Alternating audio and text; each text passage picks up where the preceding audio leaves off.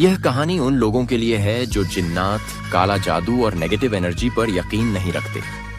अक्सर लोग कहते हैं कि अगर ये चीजें सच होती तो हमें अपनी आंखों से क्यों नहीं दिखती। लेकिन जब वे उन जगहों पर जाते हैं जहां ये मखलूकात मौजूद होती हैं तो उन्हें यकीन आ ही जाता है कि ये सब हकीकत है। आज की कहानी हमारे एक सब्सक्राइबर जाहिद की जुबानी है, जो भारत से ताल्लुक रखते हैं। जाहिद सऊदी अरब में नौकरी करते हैं और हर साल छुट्टियों में भारत आते हैं। 2015 में जब वे वापस आए तो अपने स्कूल के दोस्तों से मिले। वहां जिन्नात, काले जादू और नेगेटिव एनर्जी के वजूद पर बहस छिड़ गई। जाहिद समेत कुछ लोग इन बातों पर यकीन नहीं रखते थे और मजाक में कह रहे थे कि ये सब बस कहानियां हैं, असलियत कुछ नहीं। दोस्तों ने जाहिद को चैलेंज दिया कि अगर वे इन चीजों को झूठ समझते हैं तो दावहल चलकर देखें। जाहिद को इस जगह के बारे में कुछ मालूम नहीं था, लेकिन जब उन्होंने तहकीकात की तो पता चला कि यह जगह अपने खौफनाक वाकयात के लिए मशहूर है।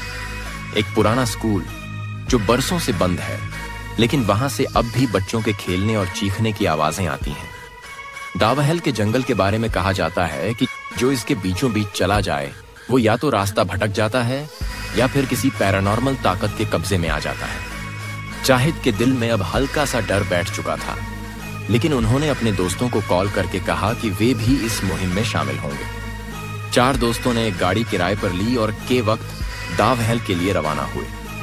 रास्ते में गाड़ी के ड्राइवर ने कहा कि यह जगह खतरनाक है और उन्हें अपनी कैंपिंग की लोकेशन बदल लेनी चाहिए, लेकिन दोस्तों ने उसकी बात को मजाक में उड़ा दिया। जैसे जैसे रात गहरी होती गई, गाड़ी की स्पीड धीमी होने लगी, जैसे वह हाईवे पर नहीं बल्कि बर्फ पर चल रही हो। ड्राइवर ने गाड़ी रोकी और टायरों की जांच की, लेकिन कोई मसला नजर नहीं आया। पास ही एक ढाबा था तो दोस्तों ने सोचा कि वहां से कुछ खाने पीने का सामान ले लिया जाए।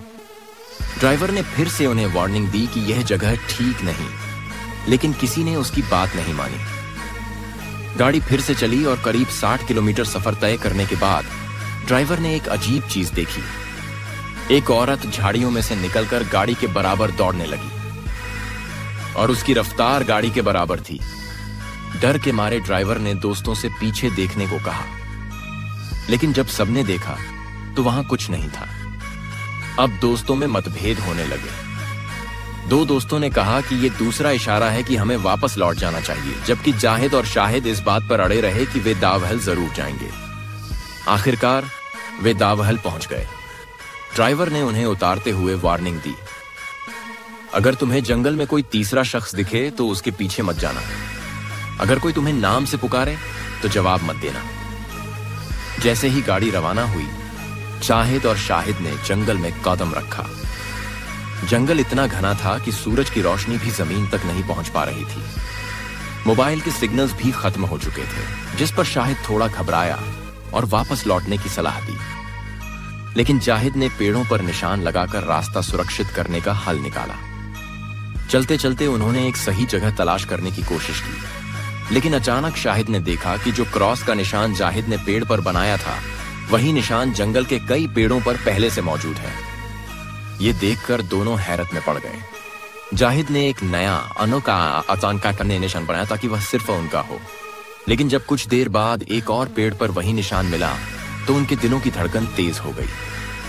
अब उन्हें प्यास लग रही थी, लेकिन पास पानी का कोई जरिया नहीं था।